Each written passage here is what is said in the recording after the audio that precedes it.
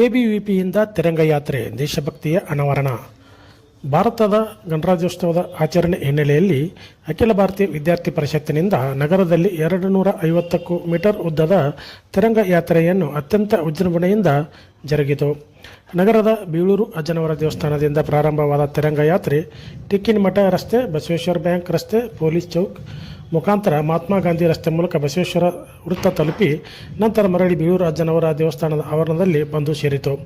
ಭಾರತದ ತಿರಂಗ ಯಾತ್ರೆಯುದ್ದಕ್ಕೂ ವಿದ್ಯಾರ್ಥಿ ಪರಿಷತ್ತಿನ ಕಾರ್ಯಕರ್ತರು, ವಿದ್ಯಾರ್ಥಿಗಳು ದೇಶಭಕ್ತಿಯ ಘೋಷಣೆಗಳನ್ನು ಕೂಗಿದರು.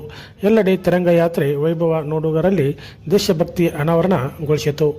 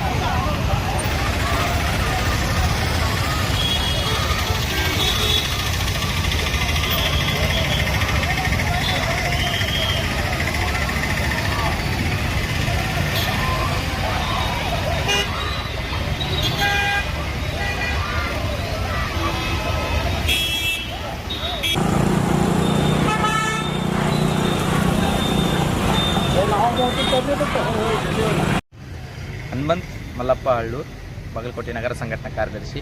ಬಾಗಲಕೋಟೆ ಅಖಿಲ ಭಾರತೀಯ ವಿದ್ಯಾರ್ಥಿ ಪರಿಷತ್ತಿನ ವತಿಯಿಂದ 250ಕ್ಕೂ ಅಧಿಕವಾದಂಥ ತಿರಂಗ ರ್ಯಾಲಿಯನ್ನು ನಗರದ ಮುಖ್ಯ ರಸ್ತೆಗಳ ಮಾರ್ಗವಾಗಿ ಮಾಡುವುದರ ಮುಖಾಂತರ ಅಖಿಲ ಭಾರತೀಯ ವಿದ್ಯಾರ್ಥಿ ಪರಿಷತ್ತಿನ ಕಾರ್ಯಕರ್ತರಲ್ಲಿ ಮತ್ತು ವಿದ್ಯಾರ್ಥಿಗಳಲ್ಲಿ, ವಿದ್ಯಾರ್ಥಿಯ ಸಮುದಾಯದಲ್ಲಿ ಒಂದು ಎಚ್ಚರಿಕೆಯನ್ನು ಮೂಡಿಸುವುದರ ಮೂಲಕ ರಾಷ್ಟ್ರೀಯತೆಯ ಪ್ರಭಾವವನ್ನು ಹೆಚ್ಚಾಗಿ ಬೀರಲಿ ಎನ್ನುವುದರ ಕಾರಣಕ್ಕಾಗಿ ಅಖಿಲ ಭಾರತೀಯ ವಿದ್ಯಾರ್ಥಿ ಪರಿಷತ್ ತಿರಂಗ ರ್ಯಾಲಿಯನ್ನು ಮಾಡಲಾಗಿದೆ.